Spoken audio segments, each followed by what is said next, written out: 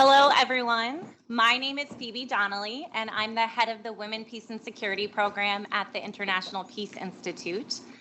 Thank you so much for joining us this morning for an event on masculinities and peace and security.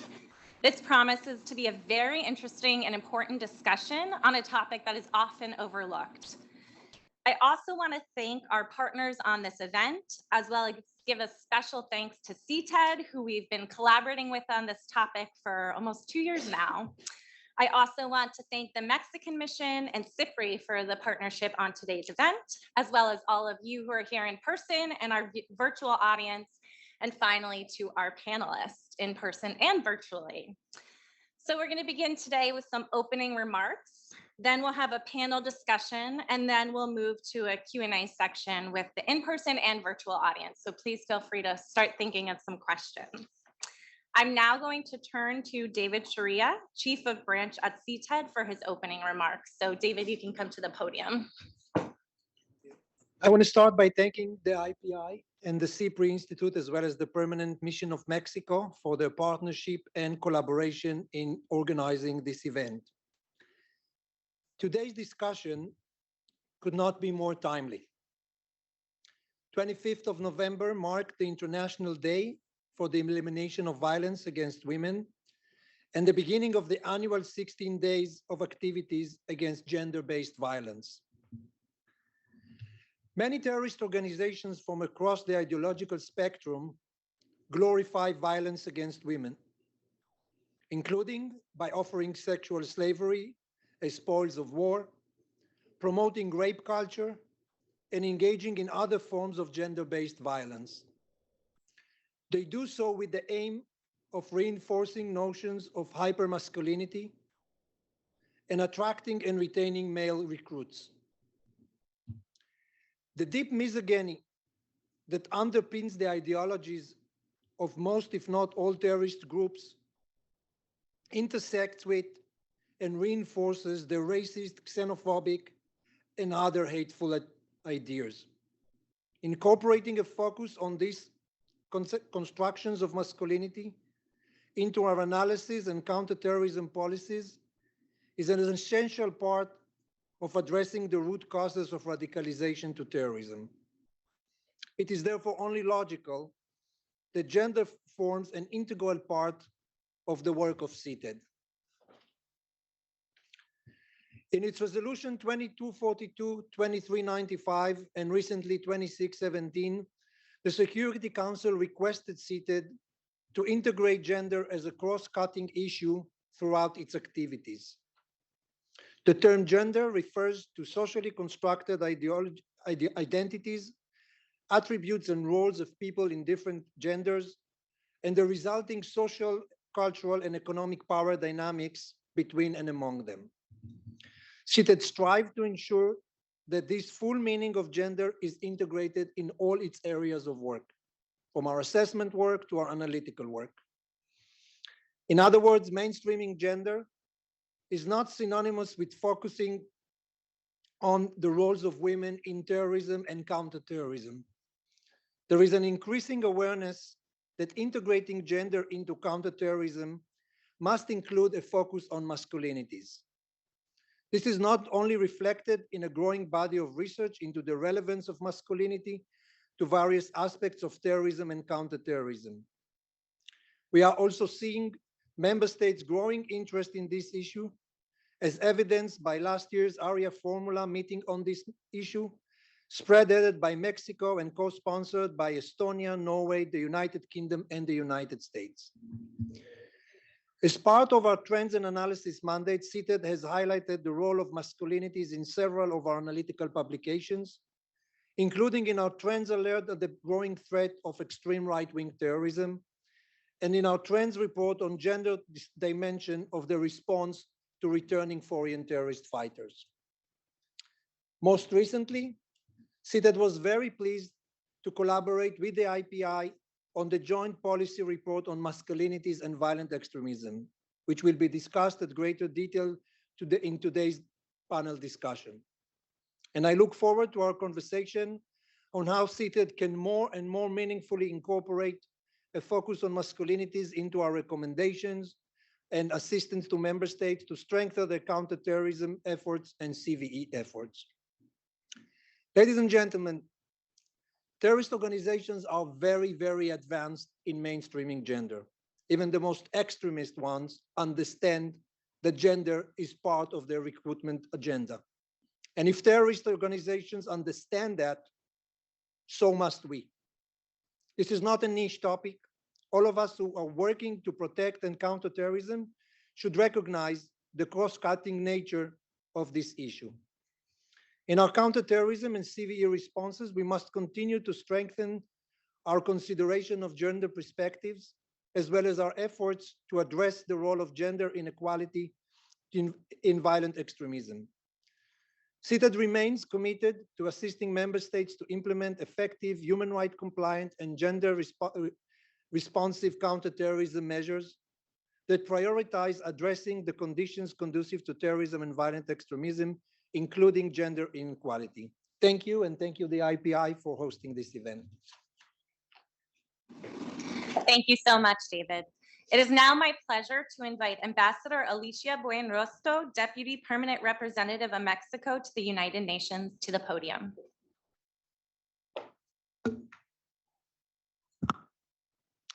Distinguished delegates and participants, Mexico is very proud and honored to join CTED, IPI, and SIPRI in hosting this launching event of the report on masculinities and violent extremism. As you know, developing this issue has been a top priority of Mexico, both in the discussions in the General Assembly and in our tenure as elected member of the Security Council for 2021-2022. As highlighted in the concept note, last summer, we organized an area formula meeting to discuss how gender stereotypes, masculinities, and structural gender inequalities influence terrorism and violent extremism. We focus on the need to better understand how addressing masculinities is key to be more effective in preventing and responding to violent extremism and terrorism. These two phenomena are not genderless. And even when masculinities are a key component to a truly gender cross-cutting approach, this issue had been completely absent in UN documents addressing terrorism and violent extremism. Our area formula was the first meeting ever in which the Security Council members took up the issue of masculinities, and we are certain it will not be the last. It opened a long overdue discussion. It also boosted efforts like those by CTED and IPI to dig deeper on this issue, and it has also led to the inclusion of a reference to masculinities for the first time in the latest report from UNOCT to the Security Council on Terrorism. We are certain that the report we are launching today will soon become a point of reference for future conversations on this matter. For us, this is only one example of the various approaches needed to effectively prevent the scourge of terrorism and violence in general. But also, it is an unavoidable issue to address at the United Nations in the 21st century. Mexico will continue to promote and pursue a feminist foreign policy, and that means pushing the women, peace, and security agenda, as well as tackling masculinities and patriarchal notions in pursuit of true gender equality. So as I said before, this is only the very beginning. Thank you very much. Thank you so much, Ambassador. And the report a few panelists will be highlighting is available at the front of the room if anyone wants to get a hard copy, as well as online. So I'm now going to turn to our panel, and I'm going to introduce each panelist and ask them a question to prompt their opening remarks. So I'm going to start with Gretchen Baldwin, a researcher on gender and peace operations and conflict management at the Stockholm International Peace Research Institute. Gretchen, can you discuss some of the key findings from the recently published IPI-CTED report that you co-authored with Alexandra on masculinities and CVE? What are the different types of institutions and organizations that the report covers? Thanks so much, Phoebe, and thank you everyone for having me. Thanks to the sponsoring organizations. It's really good to be back at IPI. So in this report, we looked at 3 broad categories to practically analyze masculinities and violent extremism. We looked at Islamist violent extremist groups, extreme right groups, and counterterrorism institutions themselves. So I'll first give a summary of how we define masculinities in the report, and then we'll explain a little bit about how we see masculinities playing out in relevant ways within those 3 categories, and I'll close with our key findings and recommendations. So first, gender is relational and encompasses social, culture, and economic power dynamics between and among people of all genders. Gender is on a spectrum, and masculinities and femininities are not fixed categories that apply only to certain people. So for example, men are not the only people who perform masculinities, and women are not the only people who perform femininities.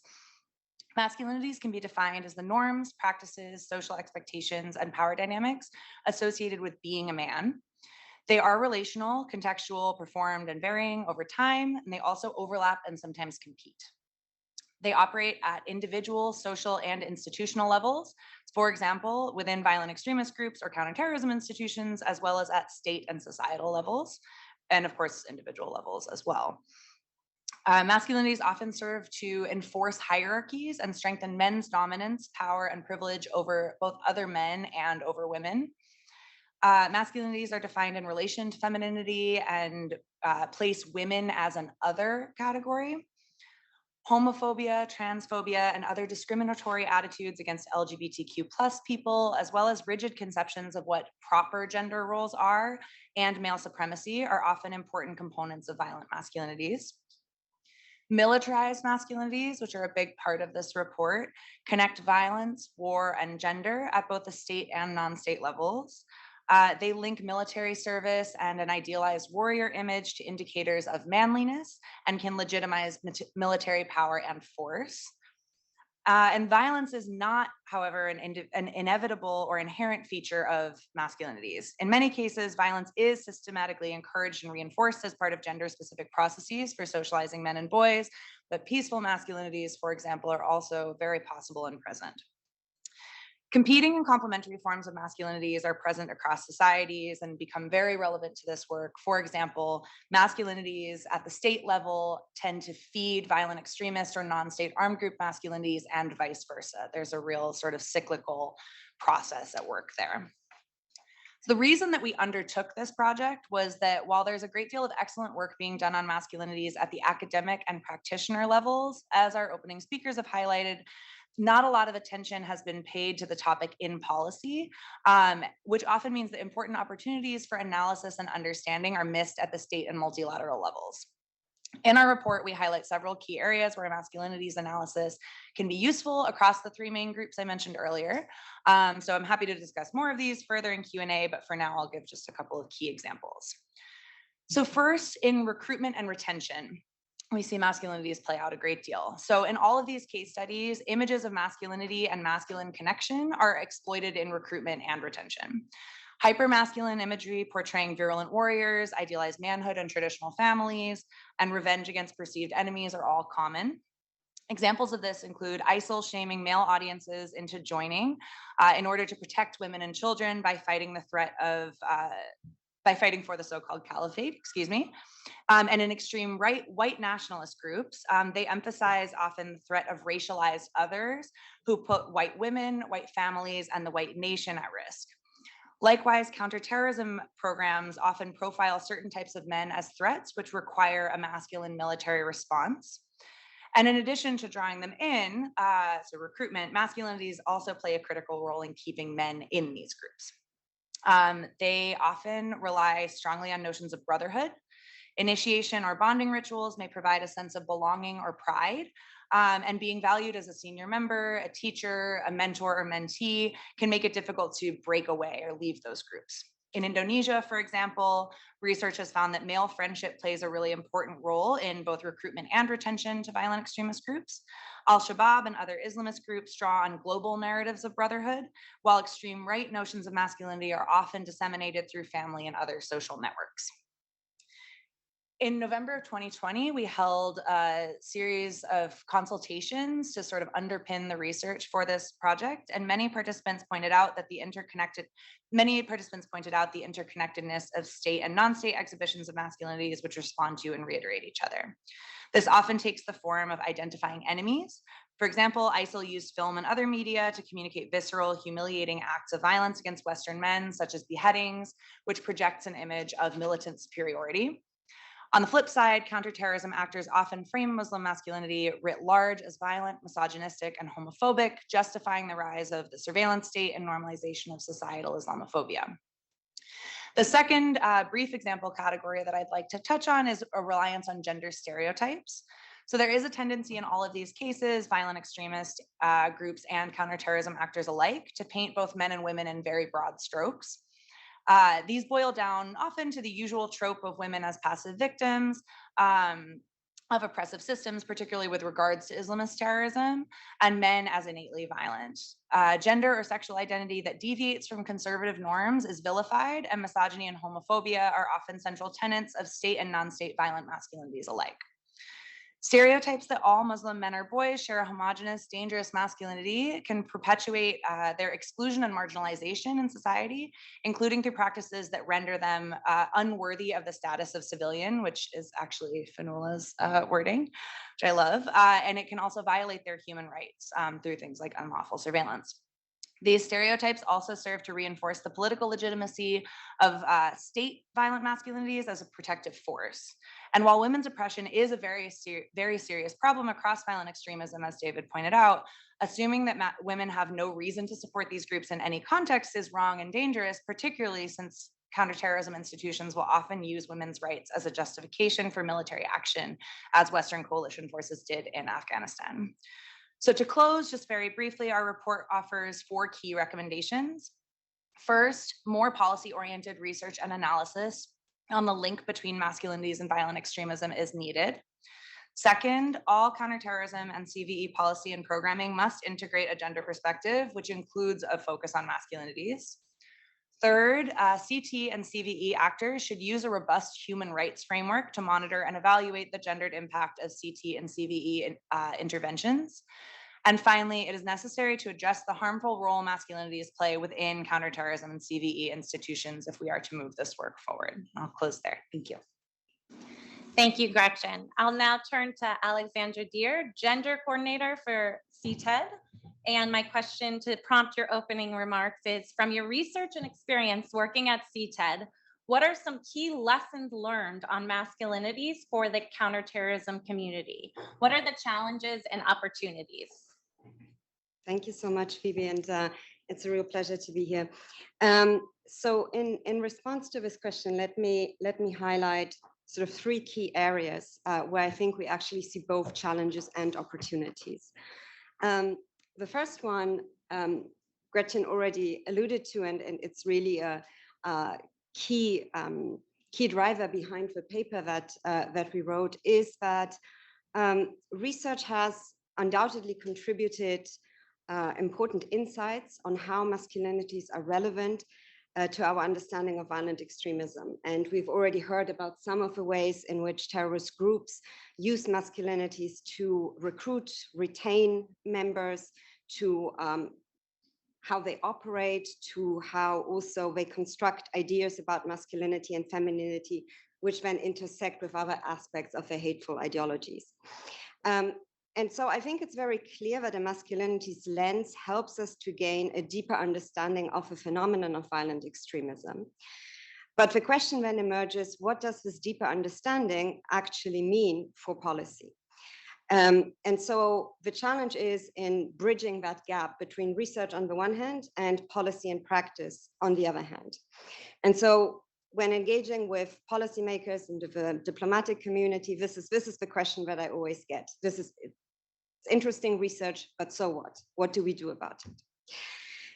So I think it's very clear from that more work needs to be done to be able to really articulate those policy implications and to identify concrete ways in which both policymakers and practitioners can respond to this issue and incorporate it into their work. And the good news is, though, that where we have been able to identify some of these initial examples of how this can be done, the reaction has been very positive. There's a lot of receptiveness and I think agreement that it is a relevant issue. So I will give one specific example, which relates to how masculinities are really highly relevant in the context of rehabilitation and reintegration, or disengagement and exit work, as it's sometimes called in some contexts. So Gretchen actually touched on this already, that many researchers have highlighted the importance of a kind of male sense of solidarity, bonding, and male brotherhood that emerges within terrorist groups, and that these groups are able to use very effectively to create a sense of belonging and to foster a sense of loyalty to the group. And so I think what's quite clear then is, in terms of the flip side, that this is also an aspect that we should be paying more attention to in designing reintegration programs, and include, for example, more proactively families in such programs, include more proactively ways in which this sense of social bonding and belonging can be created. And I think that very often we have seen that that is an aspect that is neglected, probably also because of very gendered perceptions of men being strong, not needing these kinds of ties, and therefore not paying attention to how creating the sense of social ties is actually something that can facilitate more successful and more lasting reintegration. So just as one example there.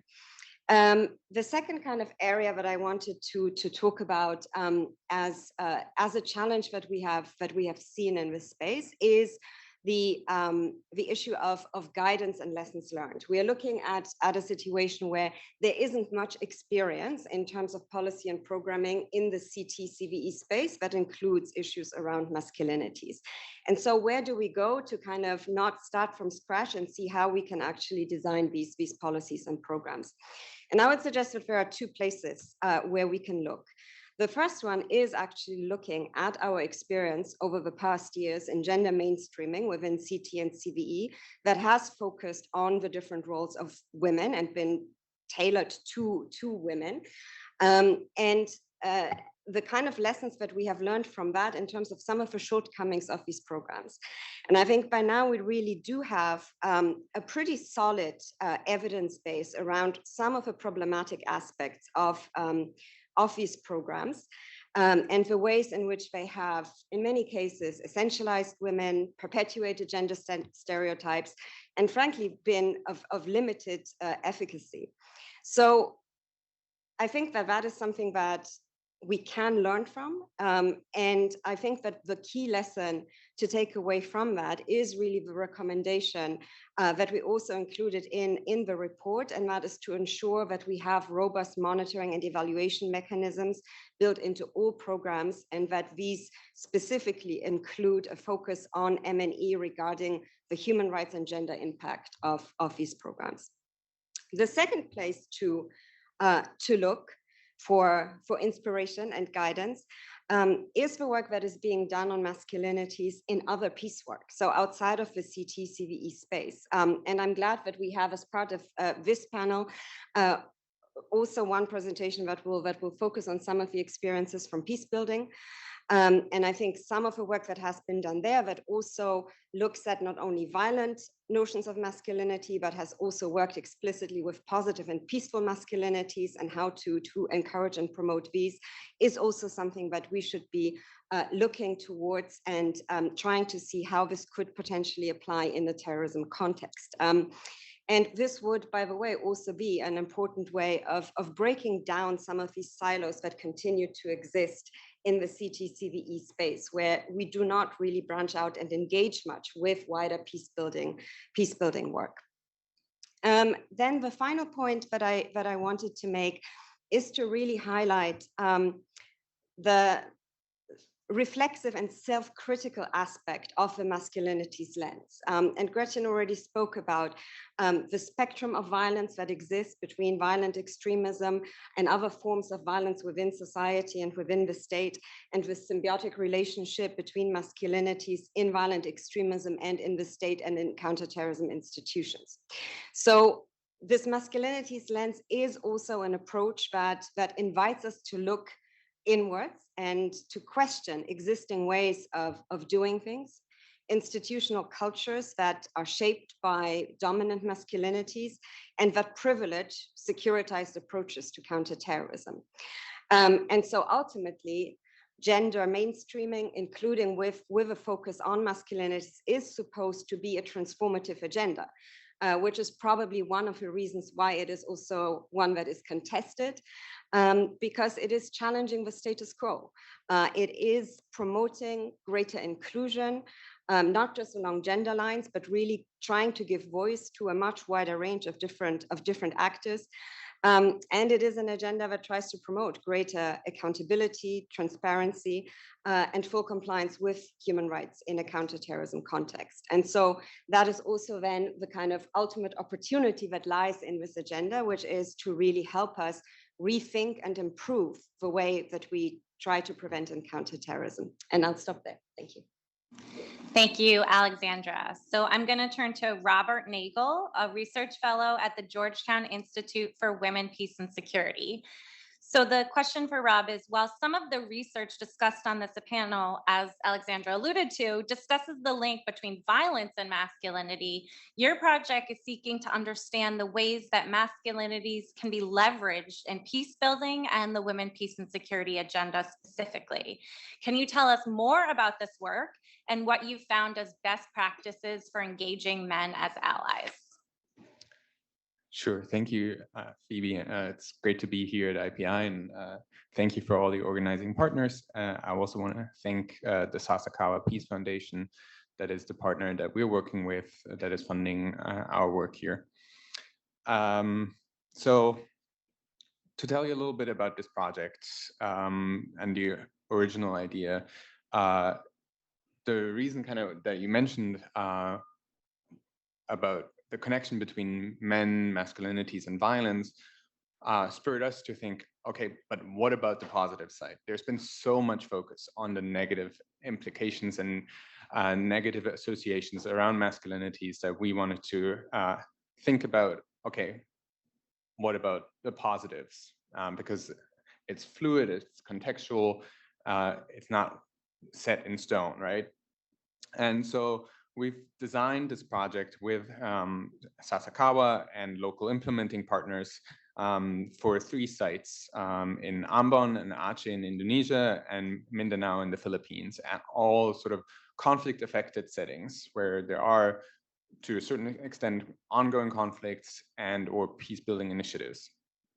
And it's a multi-method project where we combine quantitative surveys with more than 1,000 respondents in each site, and focus group discussions and semi-structured interviews. We don't have the full survey results yet, but we have some interesting response patterns from Aceh and Ambon that I'm going to share some highlights with you. So for example, when we asked respondents about the role and status of men and what is most important about what it means to be a man, the respondents in both Aceh and Ambon said being a good father and protecting the family. Those were 1 and 2 in both Aceh and Ambon. And it kind of corresponds to something that Gretchen said about how militant or extremist organizations appeal to men around their masculinities, around the idea of protecting the family from threats, right? And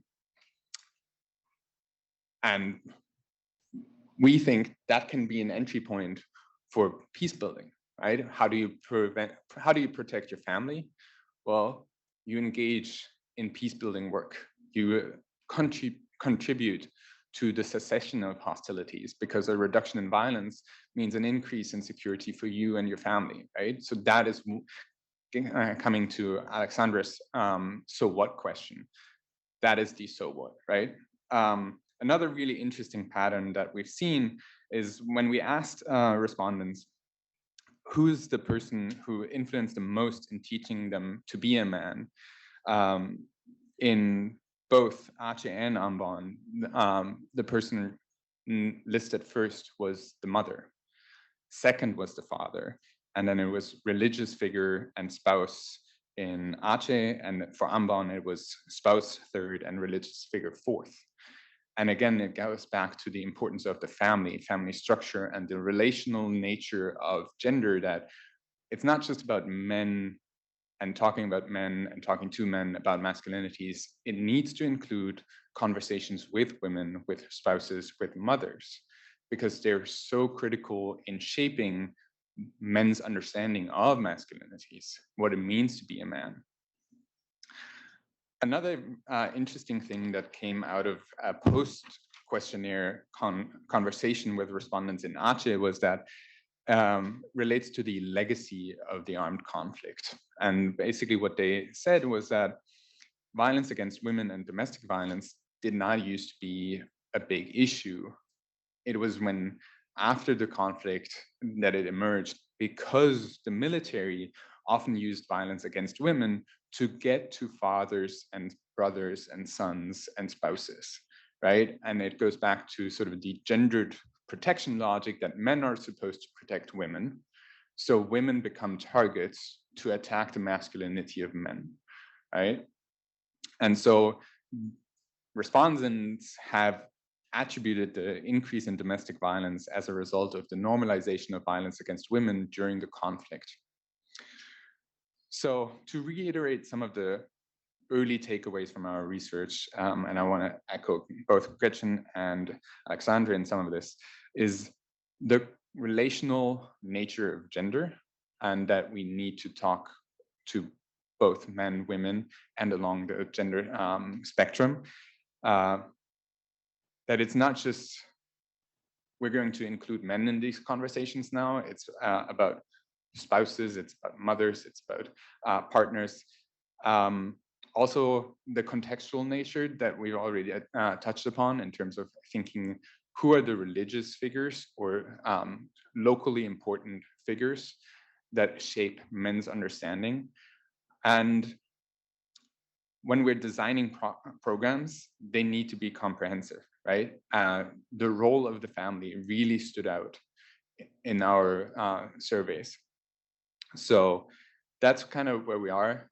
As I said, it's preliminary. We don't have the full survey results yet. We don't have the results for Mindanao at all. And we're going to dig deeper into especially the peace building connection in the qualitative work that is to follow. I'm actually going to the Philippines on Friday. So I'll be there, and hopefully I'll be back here for more. Thank you. Great, thank you so much, Rob. I'm now going to turn to a virtual panelist, Fianula Ni Owalan. She's the Special Rapporteur on the promotion and protection of human rights and fundamental freedoms while countering terrorism. To open your remarks, I'd like to ask you, why is a focus on masculinities needed for a human rights compliant approach to countering terrorism and violent extremism? What are some of your recommendations to member states and UN actors in this regard? Thank you. Thanks to all. I'm really glad to be with you. I wish it were in person, but virtual will have to do.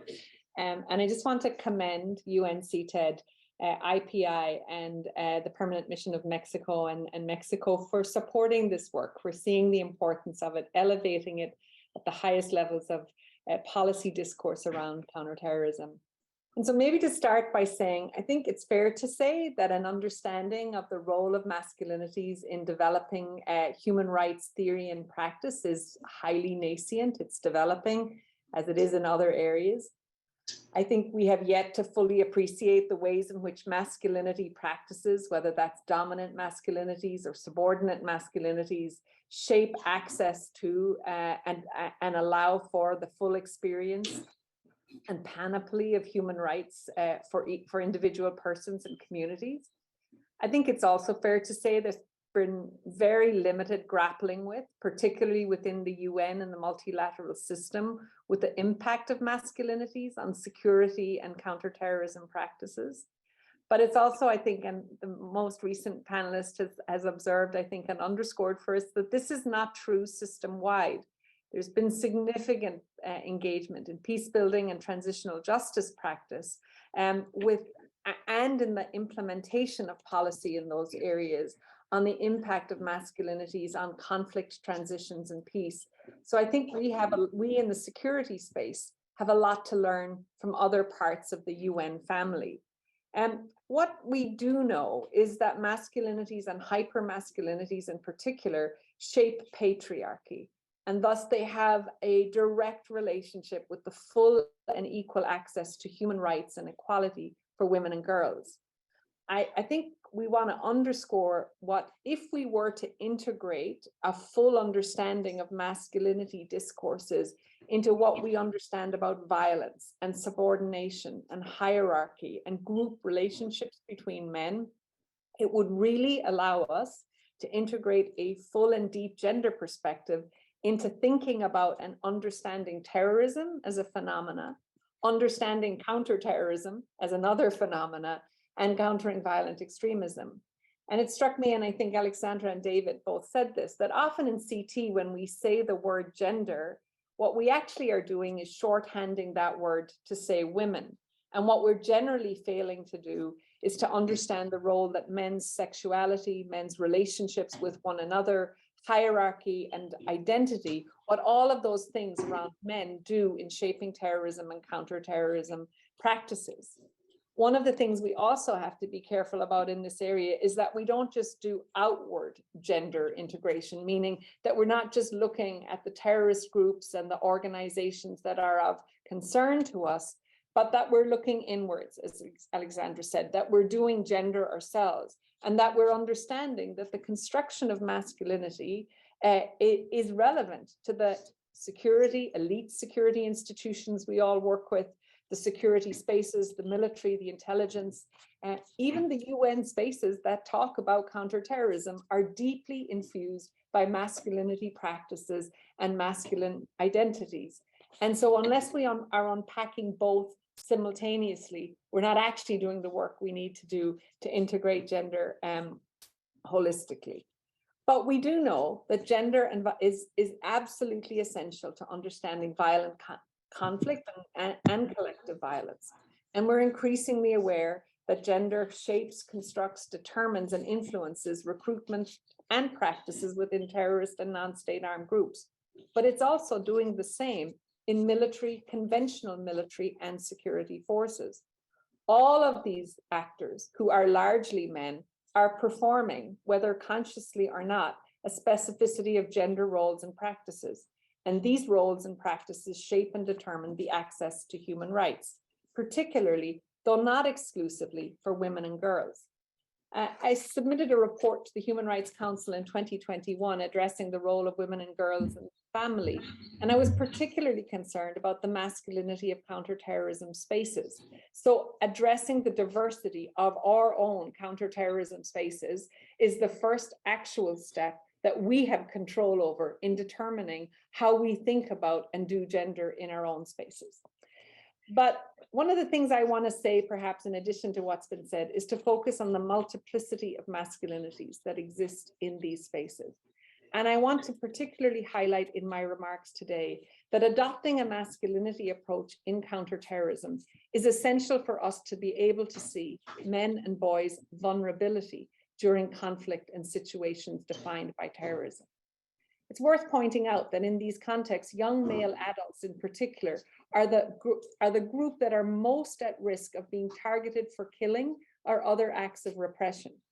For example, in Syria, deaths among boys have been found to outnumber deaths among girls 2 to 1.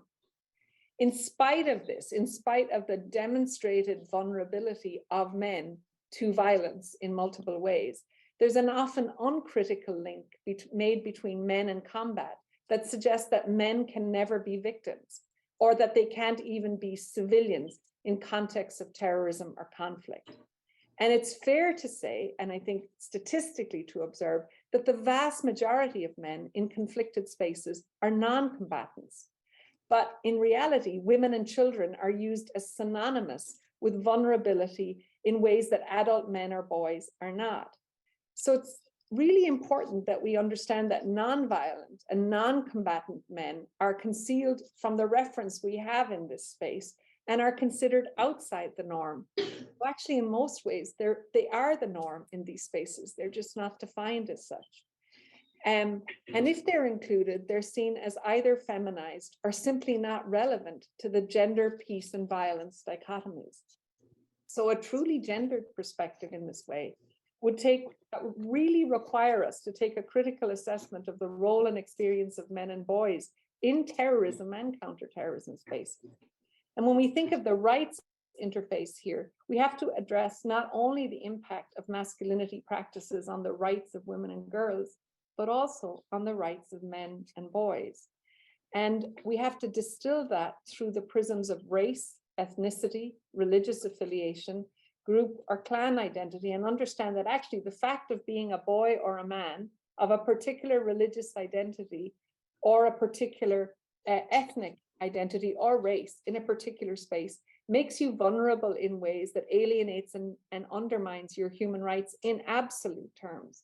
So it's that nuanced terrain that we need to be working in, not in a terrain that puts things in easy boxes that don't actually help us see the complexity of the space that we're in, find the allies that we need to find to change the fundamental construction of violence on the ground. So 3 quick things I'd say about recommendations. We need to make sure that we're addressing the imbalances of gender parity in the space. Not just having more women at the table. It's really easy to steer in some women, you just add a couple of dresses at a table. But actually, that's not what we're talking about. It's actually about putting women in the decision-making spaces that define what is security, what is the response, and how women's and men's own lives can be bettered in the situation. I think we also clearly have to understand the way that dominant masculinities affect women's rights, not just in terrorist groups and the harm that violent terrorist groups do, but also in the security spaces that are equally masculine and equally impinging on women's rights in society. These are squeezed spaces for women, and it's not just from one side, it's from both. And finally, I would just make a call for us to think about the vulnerability of men in counterterrorism contexts and the ways in which men and boys, by virtue of their gender, are often de facto strips of their right to have rights. So I'll stop there. Thank you so much. And finally, I am going to turn to Pablo Orocha Olebuenaga, the legal advisor to the Permanent Mission of Mexico to the UN. Pablo, as we know from the ARIA formula meeting on preventing terrorism and violent extremism through tackling gender stereotypes, masculinities, and structural gender inequality, which as we've heard about was the first on this topic, these conversations at the UN level still have space to grow. What have been some best practices in your experience for supporting policy discussions on masculinities, and what are some challenges and opportunities to continue pushing this conversation forward? Thank you very much, and thank you for the invitation. And it's also a pleasure to be here, and it's great that we are having this conversation today. I think the reference you made to conversations still have a space to grow is a very nice way to say we're only at the beginning, and we really need more serious conversations at the UN to address this issue. So I want to use the few minutes that I have to offer a different perspective, which is the one of a UN delegate, how we saw this, how is it that Mexico came to be a champion of this issue, which to be honest is one of the most frequently asked questions that I get. Why you? Why Mexico? Why on this? So let me explain a little bit of that. Why us? Why on this? And why now? And I think the easiest way to understand how this became a priority was the building up of the elements that we have always been focused on when we address terrorism, and now this expanding notion of violent extremism. And that basically boils down to a preventive agenda. Mexico has always focused on tackling terrorism and now violent extremism through prevention. If you see the record of most of our proposals when negotiating resolutions, Mexico will always raise the hand and say, like, there's a prevention missing there when the reference to the resolution only says combating terrorism. And this idea of we have to focus more on what happens before rather than on what is normally perceived mostly as military action to respond to terrorism has always been central to our policy on this issue, which goes together with the need to promote development, equality of opportunities, and human rights. After 9/11, we were very strong in pushing in the UN agenda, especially in the third committee, to the incorporation of the dimension of human rights. And we launched the resolution in the third committee that addresses the protection of human rights while countering terrorism. So this is not something that is new. If you combine that, a permanent focus on prevention, on development, and on human rights, which also included gender, together with a feminist foreign policy, and with the expanding discussion we've been having in recent years on violent extremism, little by little, and the more digging we did, and the more we got into studying this issue to address it, especially also with recent rise of white supremacy and the type of violence we were seeing, it surfaced very easily that there was a missing link in all of these conversations that was the need to talk about masculinities and men. And while we are very proud of the fact that indeed the ARIA formula was the first time that we were sitting member states to discuss this, to the credit of IPI and others, other discussions have happened in the past, just outside of the UN rooms and between delegates. Actually, we did use a concept note from an informal dialogue from IPI that had happened a couple of years before as part of our own concept note and as part of the language proposal that we were proposing at the UN at the time. And so for many actors outside the UN, we were also saying as like, well, I mean, finally you got here, you're not reinventing the wheel. We've been highlighting this for years now. But inside the UN, this was an issue that when we brought it up formally, especially in the context of the GCTF negotiation, the Global Counter-Terrorism Strategy negotiation last year, when we proposed language to be included in the General Assembly resolution, the very first question that we got from most of the delegations was, what are you talking about? What does this mean? Even delegations that now are very supportive of this issue at the time made the one question that every delegate does when you're negotiating. What's your source? What's the precedent? What's the agreed language? Where are you taking this language from? And so when we embarked on that, we found out the second point that was a red light for us, which was that there was really no precedence to be found in UN documents. And I'm being very emphatic in our world of UN language, we didn't have much. We tried to look for it. I mean, as you know, the Secretary General's Plan of Action on Prevention of Violent Extremism speaks about gender, but not about masculinities as such. There was a 2-pager on CTED's policy about gender that has 2 references to masculinity that we used a lot, and we tried to squeeze as much juice as we could from that 2-pager. But other than that, we found a relatively old Human Rights Council resolution 35/10, that had a reference to the word, and a resolution from the 60th session of the CSW, resolution 60/2, that also had a reference somewhere there.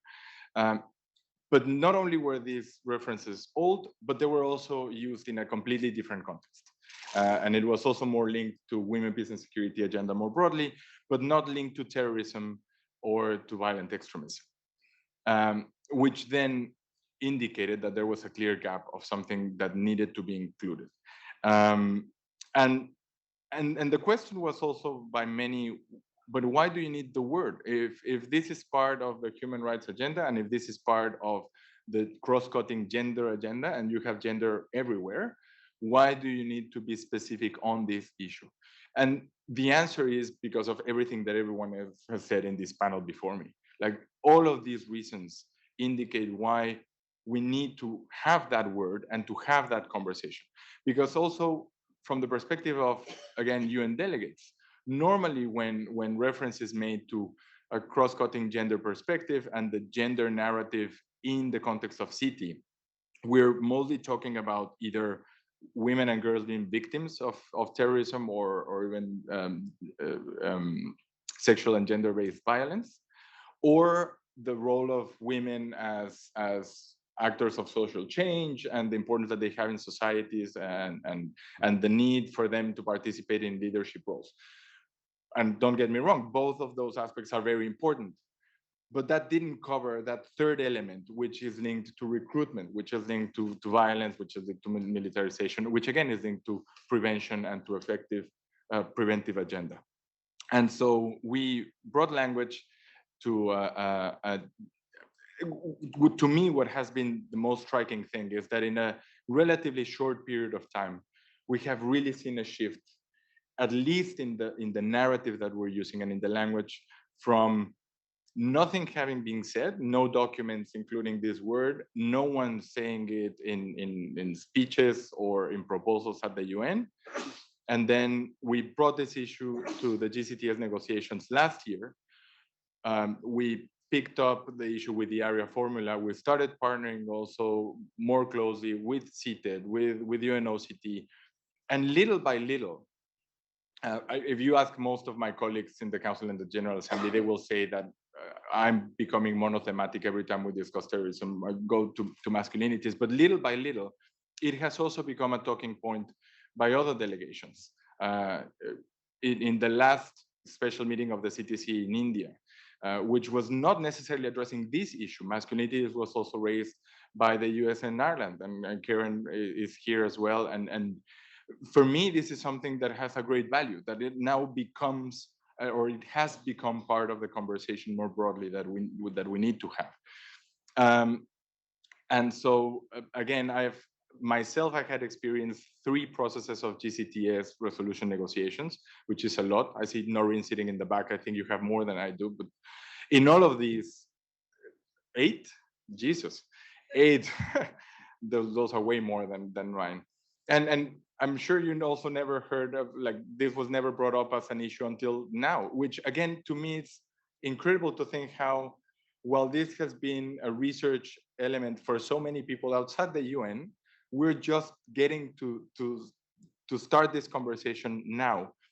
And this is important at this particular juncture. Again, and I'll keep repeating it as a perspective from a delegate, because next year we'll have another negotiation of the GCTS resolution.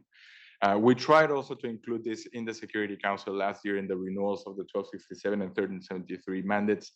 We couldn't get there, but we still have to keep the finger on it. And so the more visibility, the more waves we make with this, the more noise we make with this, the more elements we will have to be effective in these negotiations. And that is why this report in particular is very useful also for us across the street, because now we have much more material and references that we can use and that we can explain to delegates what are we talking about and why we need to do this.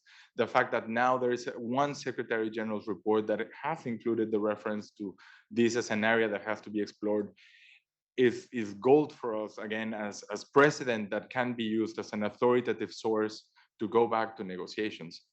And so to conclude, as we've seen, there's a lot to unpack when we talk about masculinities, and there's a lot of concepts there that little by little we will have to put in the right boxes and develop with their own care and time.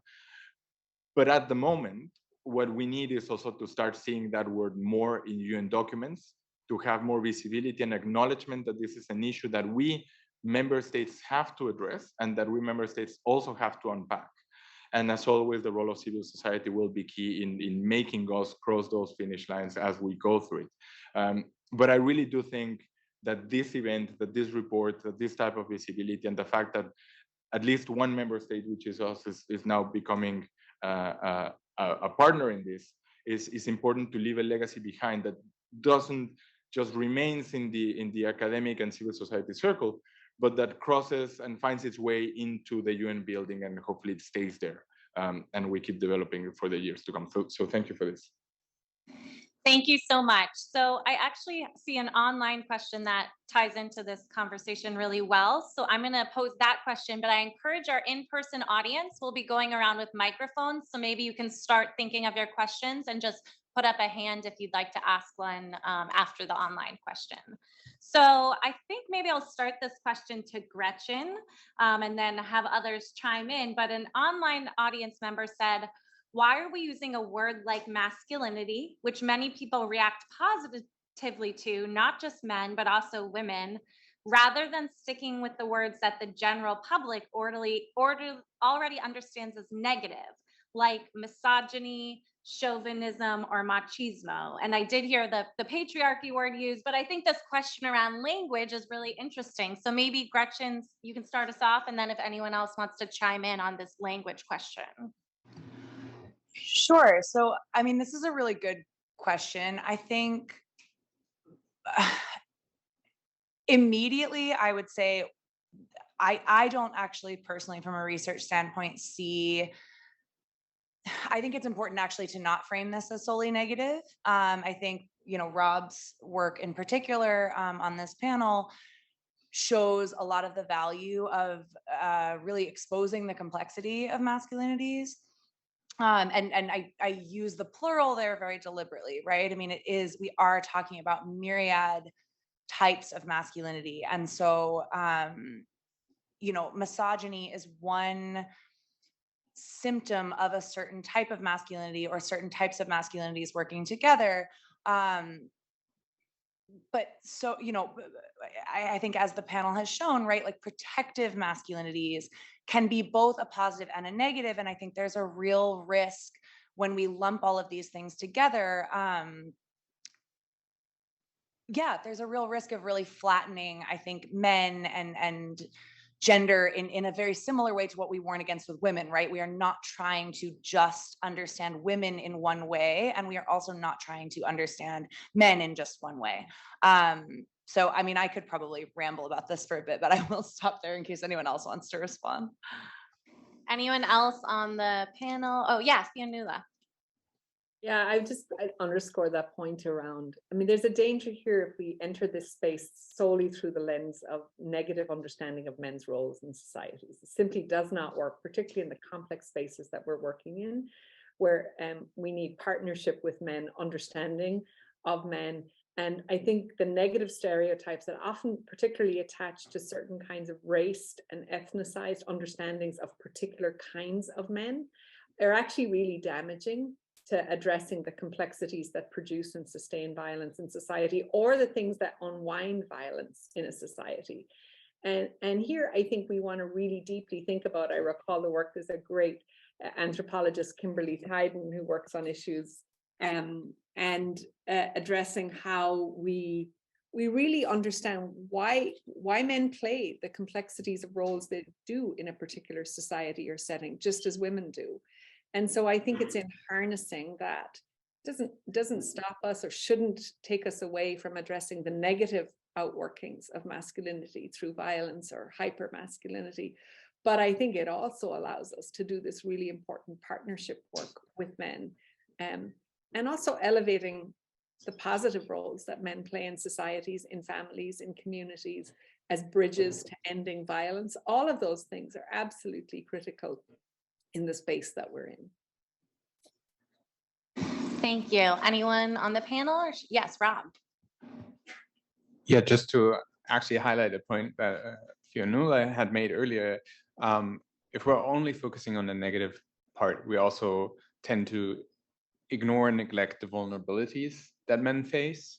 And so it's really important, as Gretchen and Fiona said, to acknowledge the complexity and the multifaceted nature of masculinities, and then think about these sort of negative manifestations as symptoms, right?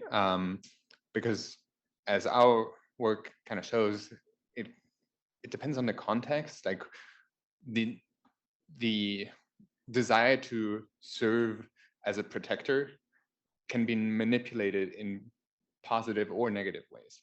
So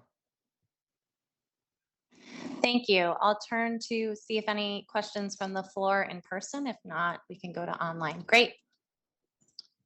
Thank you. My name is Anusha Ray, and I'm from Seated. I wanted to thank all the panelists today for a very interesting conversation. So my question is, how do we understand the intersection of masculinities with the treatment of children, but very specifically adolescent boys, and in relation to the PRR framework, the prosecution, rehabilitation, and reintegration framework? Because oftentimes we find that young boys, just by virtue of being boys, are separated forcibly from their mothers, and after they cross an arbitrary age threshold, they are sent to prison, oftentimes with adult populations. So how do we understand better how masculinities intersect in this phenomenon, and also what sort of policy responses can we adopt in order to mitigate this grave injustice? So thank you. Thank you. Alexandra, do you want to start us off with thoughts, or? Sure. Thank you so much for the question, Ashra. I think, yeah, it's a really relevant issue, and I think it speaks to the point that was already made around sort of the stereotyping and stigmatization that happens against men and boys in some of these contexts. And I think it's particularly clear in the context of boys, as sort of not seeing them as children and respecting their rights as children, but seeing them predominantly through this prism of sort of masculinity, and therefore as a predominantly a threat, right? As a demographic that is always seen as at risk of radicalization, at risk of perpetrating violence. And that has real implications then, as you rightly point out, for the types of responses that are being developed by the CT community, the ways in which these male children are then being treated. And I think you're absolutely right in pointing out how in the context of PRR and the question of return and exit from violent extremist groups, this really manifests itself in really concrete ways. And so that is one of these perfect examples of why we really need to be looking at masculinities in the plural, and these different manifestations that can be positive and negative, and that very much sort of influence or shape the way in which counterterrorism actors interact with target populations, and in this case, male children. So I think it's a really important thing to highlight, and obviously going forward, that is something that we would hope to draw attention to and address and change the practice in that regard. Thank you. And Fionnuala, if you don't mind if I put you on the spot, many of us use your writing on boys and this intersection with masculinity a lot. So I'm wondering if you could tell us more about this intersection between age and gender and how you see it manifesting in this space, and where there's possibly room to change or transform it. Sure. So I think a couple of things to highlight here. One is the ways in which we have seen, particularly in relation to the treatment of boys in Northeast Syria and detention camps, what my mandate has described as the culling of young boys from their mothers, and their treatment their placement in adult detention sites, often with men who are considered to be extremely dangerous, or at least of suspicion of having been engaged in serious terrorist activity. And it has always struck me that if we did that same kind of culling with girls, we would be speaking really loudly about sex-based discrimination. But the fact that it's happening to young boys who are raced, who are ethnicized or in a particular way, as well as the location in which they find themselves stripped effectively of their right to be a child. There's an extraordinary Palestinian scholar, Nadira Shalhoub-Kevorkian, who writes about the process of unchilding, which is a concept I use a lot as special rapporteur, where we make some children non-children by virtue of who they were born to, where they were born, and what their religious or national identity is. And I think that's the motif that I use. And I think it should have an extraordinary, both emotional and moral pull, but also legal pull. That actually, if we can decide that one group of children are simply not child for the purposes of law and practice, it puts a cart and horses through the Convention on the Rights of the Child, and the idea that each child is no matter who they are, where they are, who they were born to, what geography they were in, that they have certain inalienable rights. So I do think this issue is extraordinarily pressing. And I think it's a global challenge, but it's most pressingly seen in Northeast Syria. And quite simply, what we need is states to repatriate their children in a human rights compliant way. We need to stop the culling, place a moratorium on the separation of children in Northeast Syria. And we need to ensure that we see the boy child. You know, I think all of the men in the room have been boys at one time. Some of the women in the room have brothers, sons, spouses. Think of the child in the man and then understand the rights that accrue to that child, not by virtue of their gender, but just by virtue of their humanity. So it's that really simple step, I think, that we have to make. And then also seeing boys as resources. You know, we have a youth bulge.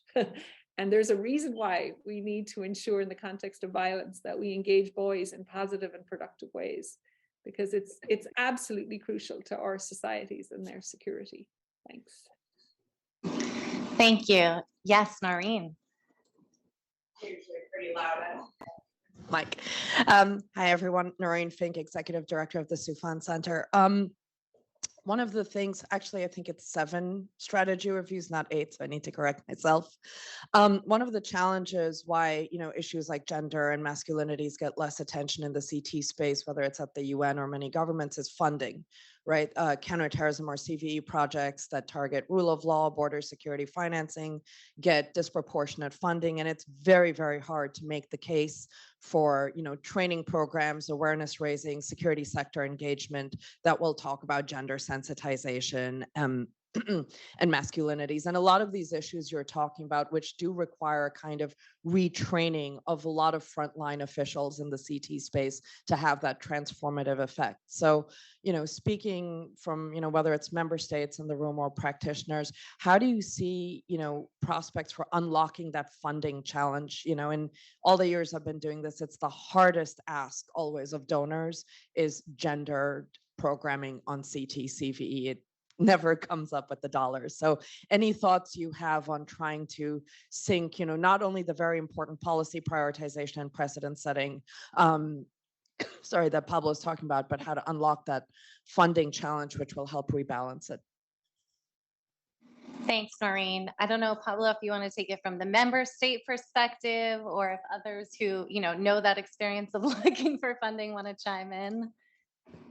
I mean, I'm sure I don't have the answer to that, and it's a challenging one. I think regardless of the topic, the moment money becomes a conversation at the UN, it becomes a complicated conversation no matter what. One of the most common questions on every document that is negotiated is, does this have a PBI? You know, like there's this concern always with money. But the one thing that I would say that it's a little bit broader than that Noreen, your question got me thinking is, to me, the real challenge is making the necessary changes in mindset in how we just operate across the board, especially in government, that would just incorporate these notions as part of our daily common way to understand and to do things. What I mean by this is that right now we're having a conversation of how to incorporate masculinities into the context of terrorism, prevention of violent extremism agenda. The question that we just heard before opens up, and we could have another panel under the working group of children in armed conflict to talk about masculinities. In the CSW, this issue can come up. In the informal working group on women, peace and security, this issue can come up. But the thing is that being a fundamental human rights issue and gender equality issue, instead of being a component of one of these agendas and then trying to see how we make it part of the mix, eventually, I think the aspiration is that we come to a place where we, and I think in particular governments, understand that there has to be a gender dimension to how we do work across the board. That goes all the way from addressing sporting events to addressing terrorism. and education and development and work opportunities. Like gender equality has to be one of our top priorities in this 21st century at this point in time, there with climate change and these other big issues that if we don't get right now, we're just missing the whole point. And I think that once we transition more to that space where these conversations about gender equality become a little bit more normalized and at least recognized as an issue, it's going to be unavoidable that they become part of plans and programs and policies, simply because you won't be able to exclude them. So it won't be an issue of how to fund the one person and the one organization that will bring up this issue that has to be highlighted here, which unfortunately at this moment, we're still at that stage where you do need the specialized funding for the specialized people to come and address that issue, because we don't have that type of visibility. But my appeal would be that the more we normalize the conversation about gender equality and how addressing masculinities has to be part of that conversation, it's a sine qua non requisite for that.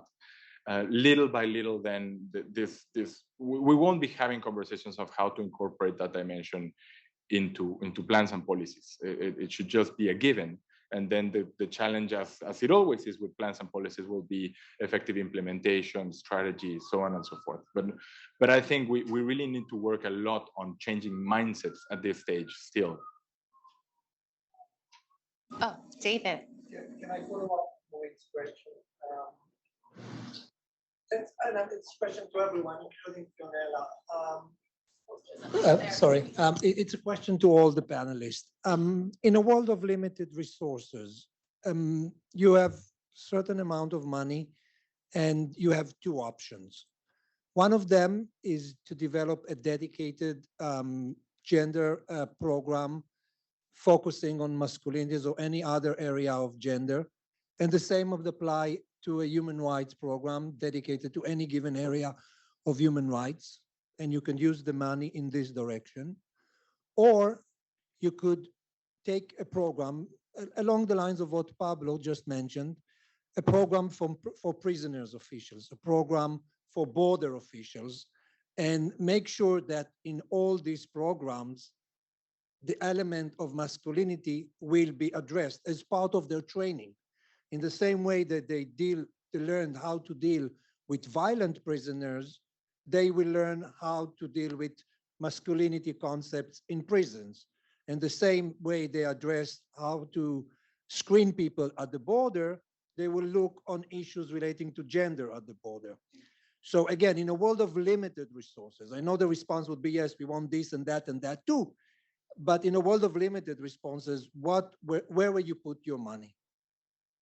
Thank you for the question. So if I understand it, it's the option to kind of mainstream gender into multiple programs in kind of small ways versus creating a specific gendered focused program in this space. Is that? The question is, what do you do to be more effective? And so the question for our panel, the big question is, what would be more effective? Rob, do you want to start us? Because I'm looking at you. I would opt for the gender mainstreaming project, to keep it short. I'm happy to elaborate, but I'll pass it on. Okay, Pablo. I don't have the money, by the way. Yeah, David's giving out money. I tend to go to the bigger picture approach normally. The reason being that since we are really convinced that the real way to tackle and to address terrorism and violent extremism is through development. And the more people have education opportunities, enjoyment of the rights, the less of this phenomena you will see. Instead of focusing on specific programs that tackle this issue, if I had the money and if I were to decide, it would go mainly, I think, to education. I think it's an issue where we need to start at the basis to create new generations of individuals with different perspectives of what it means to live together in a society with a gender perspective, as a bet that hopefully in the future, as this just spreads out to every area in which they develop, a seed of that component will be there. So I would focus on that, I think. Alexandra, then Gretchen, and then Fianula. So I'm not going to walk into the trap of making this an either-or issue. I think generally there is consensus around the fact that when working on these issues, both is needed. You need dedicated gender programming and you need gender mainstreaming. And so I'm actually going to challenge this premise of the limited resources, because there is plenty of money available for all sorts of things. So why is there no money for gender mainstreaming? And I think it does go back to the issue of priorities and of really following up on commitments. We have a lot of member states, donors who are expressing their commitment and support for this agenda. And that's not just in a counterterrorism context, that's across the board true across the WPS agenda as such. They express this commitment rhetorically, verbally, and so forth, but where is the action to back that up? And if you're not willing to put resources behind this, then that is not a real commitment that you're making. And I think that is the message that we need to be getting across. And that, you know, it's not just a nice to have add-on and optional to include gender perspectives. It is an absolute necessity. And so we need to continue to convey that message and do that work that Pablo was also talking about really sort of normalizing that and creating real commitments, benchmarks, and so forth. But I'm not buying the fact that the money is not there. I'm going to sound like I'm copying my co-author, but there is a reason that we're co-authors. I mean, yeah, to me, this is a constant discussion in WPS and gender spaces, right? Siloing or mainstreaming is effectively what it is. And I 100% agree that you cannot have one without the other.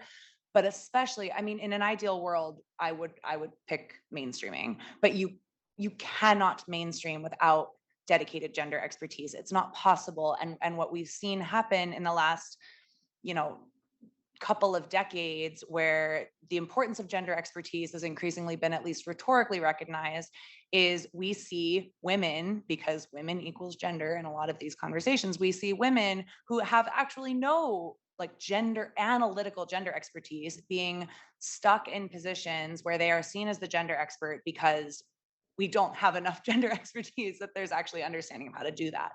So I suspect the same for masculinities, right? I don't want to see us repeat this same mistake where we say, okay, masculinities are now important to consider. We're going to put we should be putting this language. I mean, I so agree with Pablo that I want to see this language really, pervasive across, as many policies and documents as possible, but it has to come with real expertise.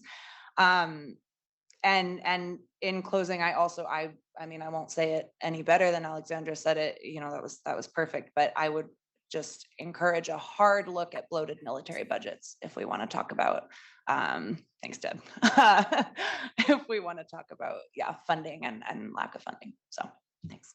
Fianula, do you want to chime in on this question? Sure. I just want to say, I mean, I think the evidence on both ends is well proven, but I would concur with two things. One is there's extraordinary amounts of money being spent on counterterrorism. And the fundamental question I ask member states is it actually working? Are you actually getting what you think you're getting for that money? Have we seen less violence? Have we seen these strategies actually deliver in these complex societies where gender is part of the structural challenges that are producing and reproducing violence? So actually the money question is are you spending your resources in the places where it's going to actually address the fundamental change that you say you want, that is going to address the drivers of conflict? And in which case, if you really wanted to do that, you'd be spending your money, a lot of it, on this. So, and I think the other point I would make is that states who want certain things in counterterrorism pay for them. This we know. And states who say they want these other things are not prepared to pay as much for them. And that is a fundamental problem in terms of advancing the kinds of goals we share and the collective understanding I think we all have about what works and what doesn't work. So I think the question David raises is singularly important in a deeper sense about where we're spending our money to do counterterrorism and where we could effectively spend our money to prevent terrorism. Thank you. I see another question from the audience. Great. Great, thank you so much. My name is Kieran Finley. I'm a policy advisor working with the Irish Mission on counterterrorism issues. I suppose, first of all, just to thank the panelists for a really excellent panel discussion and to thank both IPI and CTED for a really excellent report. And also to commend Mexico in terms of their leadership on this issue. I can really say that this was not an issue which was on Ireland's agenda when we started our council membership. But I really think, in terms of any discussions that we've had on gender, and even more generally, we've tried to integrate this as a particular issue within our statements. I suppose Mexico's leaving the council soon, unfortunately, and it will be a sadder place without it. Ireland also leaving as well. I'm just wondering whether or what advice you would give to council members who are looking to push this agenda forward next year, and what do you think is feasible or realistic over the next couple of years in terms of discussions on the council on this particular issue? As you'll be aware, next week we have a counter-terrorism committee meeting or briefing on gender. Unfortunately, that's going to be a closed one, so we can't even have an open briefing on gender, which I think shows the difficulties in terms of discussions at the council on this particular issue.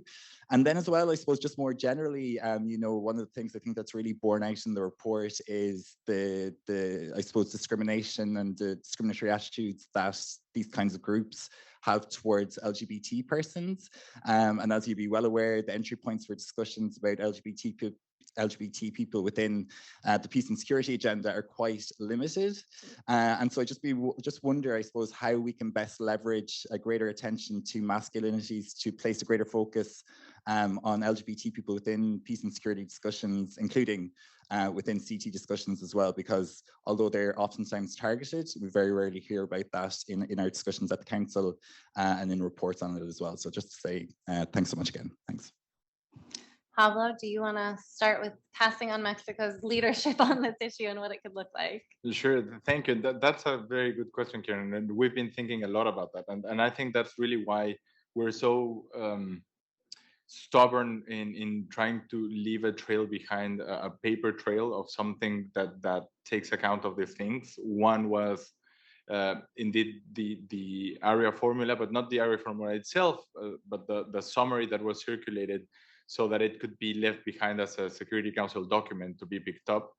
But in very real terms, that can still easily be lost in time if there's no follow-up.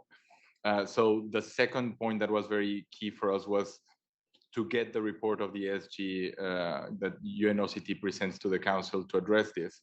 In the first year we asked for it, the word didn't appear, but it just appeared in the second one. And so our hope is that once it's there, it doesn't get deleted, and so it just stays there, and then it at least is another input for that debate and that discussion. I think our hope is also that delegations that have incorporated this narrative to their own policy on gender in city and PV in the council keep it as such, and we've been very happy to see that some permanent members have also now raised this issue without the need of the marshes. they now motu proprio have been raising this issue. So it seems to be an indication that has permeated enough so that now it has been picked up and that there's a sense of ownership of the need to continue the conversation. But having said all that, the reality is that we will be leaving the council in a month, and to us that doesn't mean that this conversation stops or that our advocacy stops. We still have lots of room outside the council to push for this. Again, the upcoming GCTS negotiation is one of these places. But I'm sure that we will continue to be active with side events and building up on this report on an area formula just to keep giving visibility to this issue. And hopefully the delegations that come in will also pick it up and follow up on something that they will see as a topic that has merit and has value.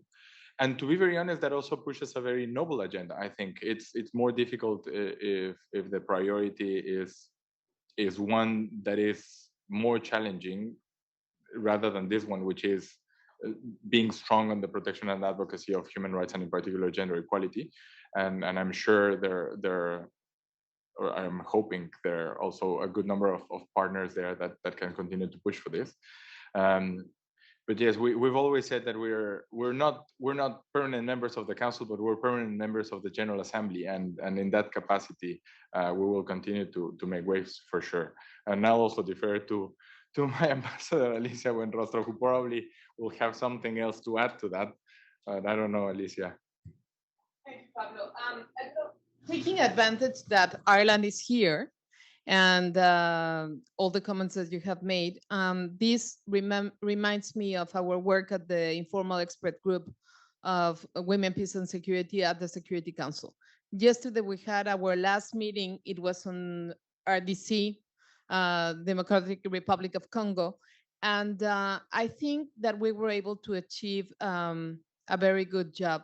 When you look into the Security Council reports or Past Blue, you could see that the group has been able really to move the agenda of WPS, at least in the Security Council, in a very strong way. Probably what we have not seen is on the ground the changes that we would like to see, because we have all the resolutions, and again, implementation is the issue.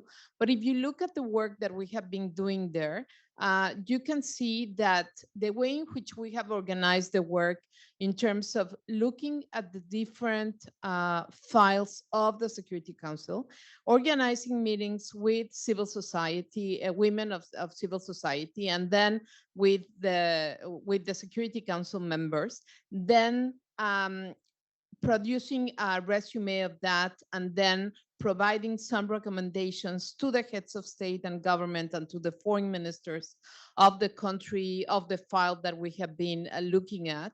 I think that it would be super important to include the issue of masculinities, and try to bring it as a regular issue all the time. I think that in the end, this is about, we have listened and heard a lot about education, which is true, maturity, which is true.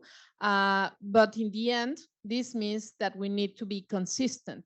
And this work is done on a daily basis. So one of the things, now we are done with the group, but the United Arab Emirates and Switzerland will be taking over. So it would be very good to have a meeting with them and really to try at least, to have masculinities in the informal working group, in all their activities and so on. We have been able to, through that work, for example, really to be able to push for ideas and for better resolutions at this in terms of language. We still need to, as the Secretary General said, we need to see much more results on the ground, but we need to start from somewhere. So if we have already started from this and IPI and CTD, you've been doing this and Mexico has been behind as well and so on, let's keep on doing the good work, no? Let's keep up with that. And the informal expert group is a way of moving forward things in the Security Council. Thank you so much. And I know we're just at time, but I don't want to gloss over the important question you had on LGBTIQ issues. Gretchen, can I turn to you, as I know you've researched this topic a bit? Definitely. I will go against my nature and be brief. It's really frustrating how hard it is to bring up LGBTQ plus existence in a lot of these spaces, let alone like issues, vulnerabilities, participation. One thing that draws me to a masculinities analysis is I see it as an entry point to talk about LGBTQ plus identities as well. I think that, it's a little bit it could be frustrating that we have to sort of, you know, that we don't have this existing already in sort of gender spaces, but there is a hyper focus on women. There's a conflation of women with gender in a lot of gender work. And so that necessarily, I think, locks us into a very real, into overdependence on the binary, right? And I think when you are locked into an overdependence on the binary, you lose queerness, you lose gender minorities, you lose sexual minorities. And so I think in spaces, in contentious political spaces like the Security Council, if it is difficult, and even in research spaces, if it is proving difficult discursively to bring in gender and sexual minorities, if you have the precedent, the rhetorical precedent to bring in masculinities, that forces an expansive thinking about gender that I think absolutely necessitates, even if it's not you know, super explicit necessarily, I think it forces consideration that there are not just two distinct ways of sort of existing in a gendered way. So I would say really, you know, if that's an important issue, and I'm really grateful to you for bringing it up. I'm really glad, you know, that that's on your radar. I do think a masculinities analysis starts to open up space for that, even if it's not said explicitly. So thanks. Just very briefly on that, also to thank Ireland for bringing up this issue and to second Gretchen's points. Just to highlight that I do think it is something that is very, very relevant, and that there certainly are opportunities to address it. If I recall this correctly, it would have been about 7 years ago, would be my rough guess. There was actually an area formula meeting on ISIL's targeting of LGBTQ persons. So there is certainly already a precedence of the council having taken up that conversation. And so, yeah, maybe it is time for CTED to follow up on this with an analytical piece. So we'll see. Thank you so much. I hate to have to cut off this discussion, but I know everyone's busy. I just want to thank you all for coming. Thank you to our virtual audience. And we have a lot more discussing and work to do on this topic. And I can say IPI will certainly continue to have these conversations. I'm going to turn to Alexandra to give some final remarks from CTED. No, just very, very briefly to thank all of the panelists and everyone in the audience, both here in person and online. And of course, a big thank you to IPI, to the Mexican mission and SIPRI for the partnership with CTED in organizing this event. There are many takeaways, I think, from today's discussion. And so I think I really speak on behalf of all of the co-organizers that it's our hope that today's discussion was really the beginning of a conversation that will continue, and that will continue to dig deeper and deeper into these issues, because I think one of the takeaways is that we should not be shying away from the complexity of these issues, and continuing to really explore gender mainstreaming and the issue of masculinity in all its different facets. I do believe that there will be opportunities to continue to take up this issue in the coming year, including, as we've already heard, in the context of the next review of the Global Counterterrorism Strategy. And at CTED, we will certainly continue to engage with the evolving research on this topic through our global research network, but also with our CSO partners and practitioners on the ground in different regions of the world, to also ensure that our thinking and our approach is informed by different local perspectives on this issue. So I think, just to close with really the bottom line, that masculinities is needed as part of or focus on masculinities is needed as part of genuine gender mainstreaming efforts in the full sense of that word. And that in turn, gender mainstreaming is an integral and indispensable part of our work in making counterterrorism efforts human rights compliant, inclusive, and very importantly, ultimately also more effective and sustainable. So thank you so much.